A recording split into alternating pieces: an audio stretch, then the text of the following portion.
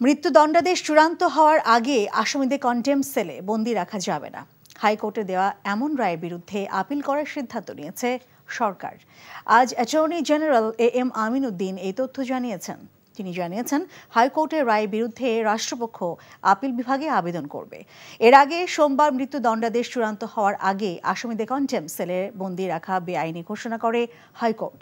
বিচারপতি শেখ হাসান আরিফ ও বিচারপতি মোহাম্মদ বজলুর রহমানের হাইকোর্ট বেঞ্চ এই রায় ঘোষণা করেন।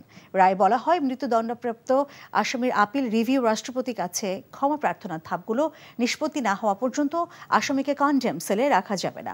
বর্তমানে মৃত্যুদণ্ডাদেশ চূড়ান্ত হওয়ার আগে সারা দেশে যত আসামিকে কন্টেম্পট সেলে রাখা হয়েছে তাদের 2 বছরের মধ্যে ক্রমান্বয়ে সাধারণ সেলে রাখার কথাও বলা হয়েছে রায়ে।